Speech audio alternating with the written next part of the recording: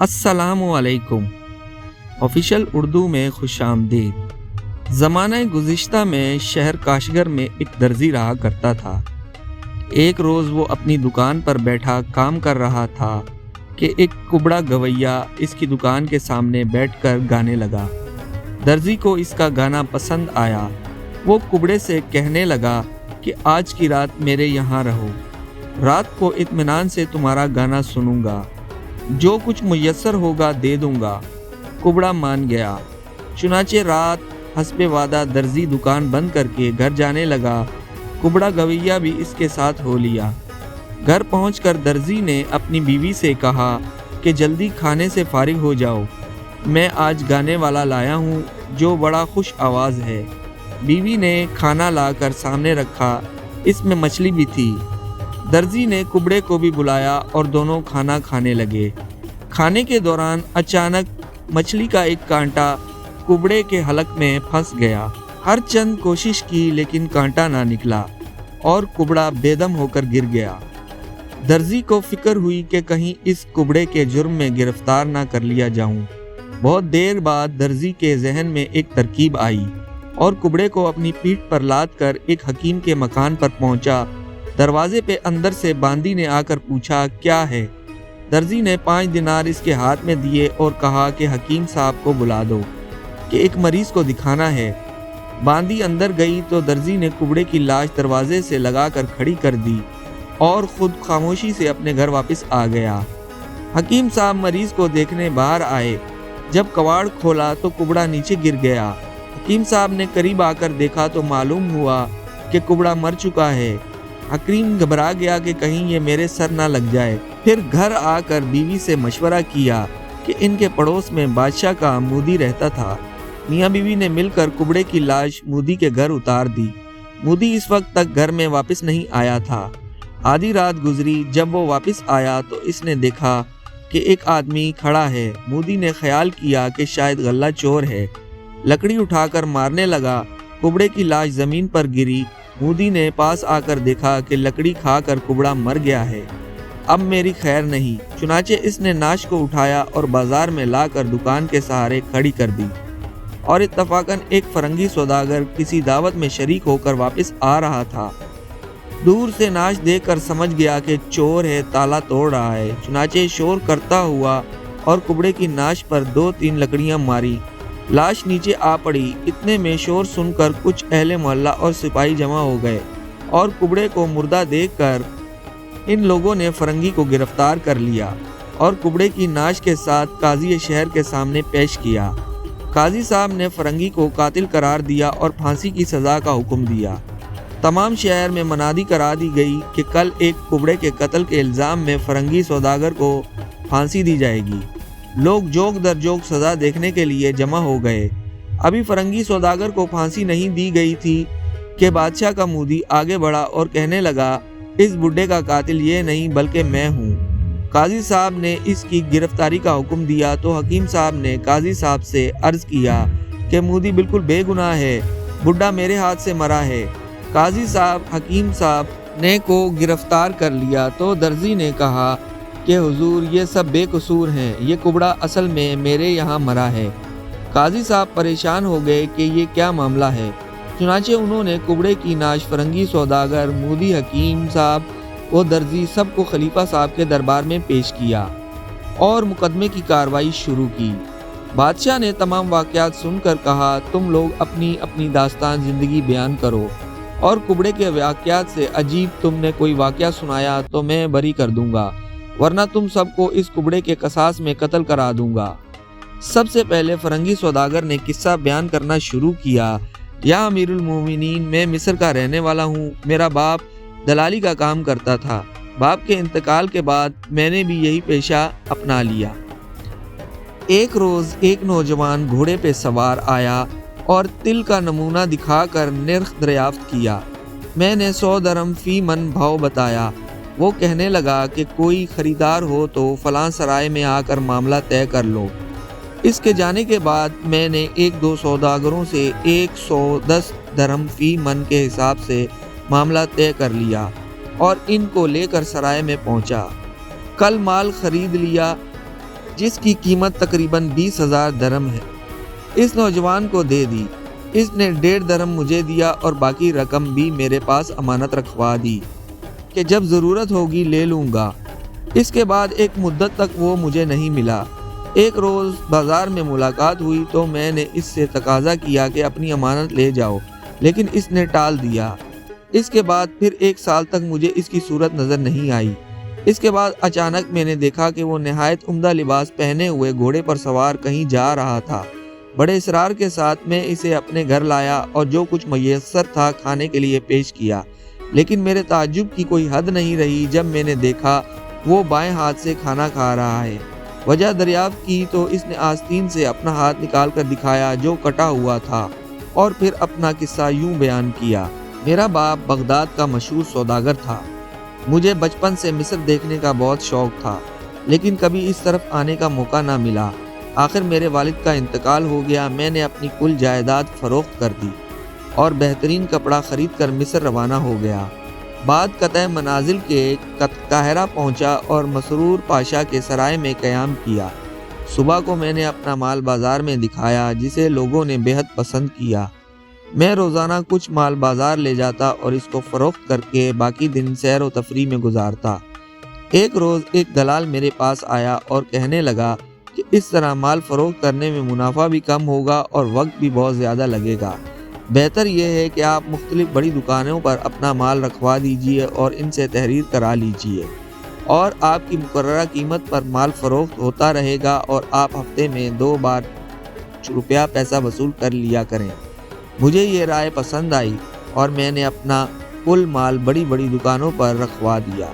ایک روز میں بازار میں روپیہ وصول کرنے کے لیے گیا اور ایک دکان پر بیٹھا ہوا تھا کہ ایک بہت ہی حسین نوجوان عورت کپڑا لینے آئی، اور اس کی صورت دیکھتے ہی میں اپنے ہوش و حواس کھو بیٹھا۔ بزاز نے میرے لائے ہوئے تھانوں میں سے ایک تھان دکھایا جسے اس نے پسند کیا اور کہنے لگی اس کی قیمت بھیج دوں گی۔ دکاندار میری طرف اشارہ کر کے بولا کہ یہ ان کا مال ہے، میں کچھ نہیں کہہ سکتا۔ عورت نے غصے میں آ کر پھینک دیا اور یہ کہتی ہوئی چل دی کہ تم بڑے بد لحاظ ہو، جبکہ اپنے ایک پرانے گاہک کا بھی خیال نہیں رکھتے۔ میں اس کی ادا پر ٹوٹ گیا اور آواز دے کر اس کو بلایا اور تھان بھیج کر کے کہا آپ کو اختیار ہے، چاہے قیمت بھیجیں یا نہ بھیجیں۔ وہ عورت تھان لے کر چلی گئی۔ میں نے بزاز کی طرف متوجہ ہو کر کہا کہ تم اس تھان کی قیمت اور منافع کی رسید مجھ سے لے لو۔ اس کے بعد میں نے اس عورت کا حال دریافت کیا تو وہ کہنے لگا کہ میں صرف اتنا جانتا ہوں کہ یہ قاہرہ کی امیر عورت ہے اور کبھی کبھی میرے یہاں کپڑا لینے آتی ہے۔ وہاں سے اٹھ کر سرائے میں چلا گیا، لیکن رات بھر گرمی عشق سے دل بےتاب رہا اور میں اچھی طرح سے نہ سو سکا۔ اگلے روز میں پھر اسی دکان پر پہنچا۔ تھوڑی دیر کے بعد وہ عورت اپنی کنیزوں کے ساتھ آئی اور کل والے تھان کی قیمت ادا کی۔ میں نے کہا کہ قیمت کی کوئی اتنی جلدی نہیں تھی، پھر کسی وقت بھی دیے جا سکتے تھے۔ اس پر وہ کہنے لگی کہ آدمی کو اپنا وعدہ ہمیشہ پورا کرنا چاہیے۔ اس کے بعد ادھر ادھر کی باتیں شروع ہو گئیں اور دوران گفتگو میں نے اپنی محبت کا اظہار بھی کر دیا۔ یہ سنتے ہی وہ وہاں سے اٹھ کر چلی گئی۔ میں بھی بےتاب دل سے مجبور ہو کر اس کے پیچھے پیچھے چلنے لگا۔ کچھ دور آگے چلنے کے بعد اس کی ایک کنیز میرے پاس آئی اور کہنے لگی کہ ملکہ یہ فرماتی ہیں کہ شام کو میرے مقام پر تشریف لائیے، اس طرح بازار میں تعاقب کرنا آداب شرافت کے خلاف ہے۔ میں نے مکان کا پتہ دریافت کیا، کنیز نے مجھے بتایا، آگے بڑھ کر اور اپنی ملکہ کے ساتھ چلی گئی۔ میں سرائے میں واپس آیا اور بےتابی سے شام کا انتظار کرنے لگا۔ آتی سے شوق عشق وعدہ وصل سے اور بھی بھڑک اٹھی۔ غرض جوں توں کر کے شام ہوئی اور میں لباس تبدیل کر کے اپنی محبوبہ کے مکان پر پہنچا۔ وہاں پذیرائی بڑے اعزاز و اکرام سے ہوئی۔ مکان فرش و فرش سے پوری طرح آراستہ تھا۔ ادھر ادھر کی باتوں کے بعد دسترخوان چنا گیا اور ہم دونوں نے سیر ہو کر کھایا، اور پھر شراب کا دور شروع ہوا اور نصف شب تک محفل عیش و نشاط گرم رہی۔ شب میں نے بسر کی اور صبح کو 50 اشرفیاں اس کی نظر کر کے اپنے جائے مقام پر واپس آ گیا۔ اب میں روزانہ وہیں شب بسر کرتا اور صبح کو 50 اشرفیاں دے کر سرائے میں چلا آتا، یہاں تک کہ میرا کل سرمایہ ختم ہو گیا۔ اس وقت کی میں اپنی حالت بیان نہیں کر سکتا۔ ایک طرف جیب خالی تھی اور دوسری طرف دل بے چین، خالی ہاتھ جاتے ہوئے شرم آتی تھی، لیکن بالآخر دل کے تقاضے سے مجبور ہو کر میں اس کے مکان کی طرف روانہ ہوا۔ راستے میں ایک جگہ کچھ لوگ اکٹھے تھے، میں بھی دریافت حال کے لیے ان میں گھس گیا۔ اس ہجوم میں ایک آدمی کی جیب مجھے وزنی معلوم ہوئی اور میں نے اس کی جیب میں ہاتھ ڈالا، لیکن اس سے پیشتر کہ میں کچھ نکال سکتا اس نے میرا ہاتھ پکڑ لیا اور چور چور کہہ کر شور مچایا۔ پھر مجھے گرفتار کر کے قاضی کے سامنے پیش کیا۔ میں نے اقرار جرم کر لیا، چنانچہ میرا دایاں ہاتھ کاٹ دیا گیا۔ میری بے کسی پر اس شخص کو رحم آ گیا۔ اگلے روز میں اپنی محبوبہ کے مکان پر گیا۔ میری اداسی دیکھ کر وہ حال دریافت کرنے لگی۔ میں نے اس وقت بہانہ کر کے ٹال دیا، لیکن آخر شب کو اس نے میرا کٹا ہوا ہاتھ دیکھ کر اصل معاملے کو سمجھ لیا۔ صبح چلنے لگا تو میرا ہاتھ پکڑ کر کہنے لگی کہ اب کہاں جاؤ گے؟ میں نے کہا کہ سرائے میں۔ وہ بولی کہ میں سب کچھ سمجھ چکی ہوں، تم نے محبت کا ایسا ثبوت دیا ہے جس کی نظیر نہیں مل سکتی۔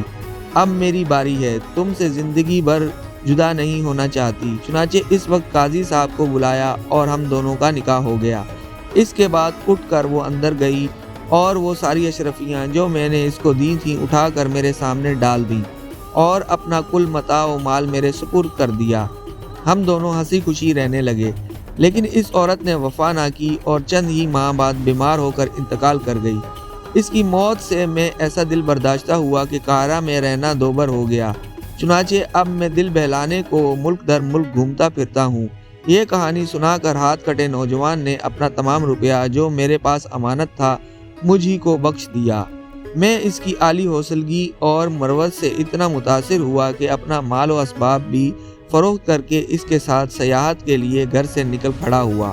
مختلف شہروں میں گھومتے ہوئے یہاں آ گیا۔ وہ جوان مجھ سے جدا ہو کر فارس کی طرف چلا گیا اور میں حضور کی سلطنت میں اپنے دن گزار رہا ہوں۔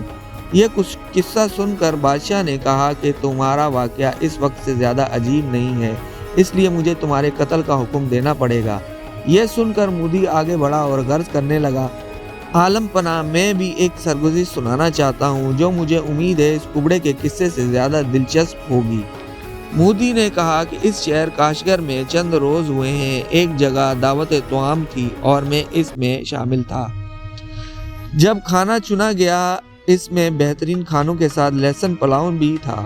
ہم لوگ بڑے لطف سے کھانا کھا رہے تھے۔ جب لہسن پلاؤ کی باری آئی تو ایک نوجوان نے کھانے سے انکار کر دیا، بلکہ دسترخوان سے ہٹ کر بیٹھ گیا۔ جب اہل خانہ نے اصرار کیا تو اس نے اس شرط پر پلاؤ کھانے پر آمادگی ظاہر کی کہ کھانے کے بعد 120 مرتبہ اس کے ہاتھ صابن اور سندل سے دھلوائے جائیں۔ ہم سب متعجب ہوئے تھے کہ وہ نوجوان اپنے ہاتھ دھلا کر کہنے لگا کہ حضرت اس پلاؤ کی بدولت میں اپنے انگوٹھے کھو بیٹھا ہوں، اور واقعی اس کے انگوٹھے کٹے ہوئے تھے۔ سب لوگوں کا اشتیاق بڑھا کہ قصہ ضرور سننا چاہیے۔ حاضرین نے اصرار کر کے اس کا قصہ سنا۔ میں بغداد کے ایک سوداگر کا لڑکا ہوں۔ میرے والد کچھ زیادہ دولت مند نہیں تھے۔ جب ان کا انتقال ہوا تو کافی قرض ان کے ذمے تھا۔ میں نے دکان کھولی اور کاروبار شروع کر دیا۔ کچھ جائیداد فروخت کر کے قرض ادا کیا، کچھ روپیہ دکان میں لگایا۔ بہرحال کام میرا چل نکلا۔ ایک روز صبح سویرے ایک نہایت حسین عورت چند کنیزوں کے ساتھ میری دکان پر آئی اور سربفت کے تھان طلب کیے۔ میرے پاس تو اتنا قیمتی کپڑا کہاں تھا۔ برابر کی دکان سے لا کر میں نے اس کو دکھلایا۔ اس نے چند تھان پسند کیے اور ساتھ لے کر چلی گئی۔ میں اس کو دیکھ کر مبہوت ہو گیا، چنانچہ میں نے رخصت ہوتے وقت نہ تو قیمت کا کہا اور نہ ہی اس کا پتہ معلوم کیا۔ روب حسن سے میں زبان تک نہ ہلا سکا۔ جب وہ عورت جا چکی تو میں نے اپنی حالت پر غور کیا کہ تقریباً 5000 درہم کا کپڑا دوسرے سے لے کر دے تو دیا ہے، لیکن ادائیگی کی سبیل کیا ہوگی؟ میں تمام دن رات فکر اس میں یاد میں پریشان رہا۔ اگلے روز میں نے دکان کھولی اور ابھی پوری طرح صفائی بھی نہیں کی تھی کہ وہی عورت اپنی کنیز کے ساتھ آئی اور درہموں کی تھیلی میرے سامنے ڈال کر کہنے لگی، کل قیمت دینا بھول گئی تھی، یہ درہم گن لو۔ میں نے اس کا شکریہ ادا کیا اور درہم گننے لگا، لیکن میرے جذبات محبت بہت زیادہ بیدار ہو گئے۔ جی چاہتا تھا اس کے قدموں میں سر رکھ کر عرض حال کر دوں۔ درہم گنتے وقت میں برابر حیران کن آنکھوں سے اس کے رخ طالع کی بلائیاں لے رہا تھا اور بار بار میرے ہوس سے بہک جاتے تھے۔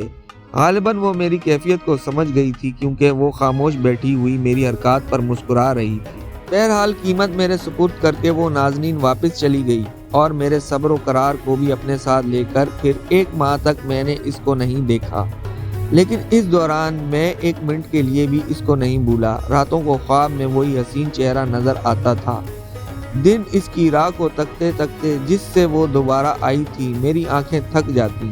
1 مہینے کی جان لیوا انتظار کے بعد ایک روز اس کی ایک کنیز آئی اور کہنے لگی کہ ہماری بیگم نے تمہیں سلام کہا ہے اور خیریت پوچھی ہے۔ میں نے اس کنیز کی معرفت اپنا حال دل اس خاتون تک پہنچا دیا اور کہہ دیا کہ اگر آپ نے توجہ نہ دی تو میں زندہ نہ رہ سکوں گا۔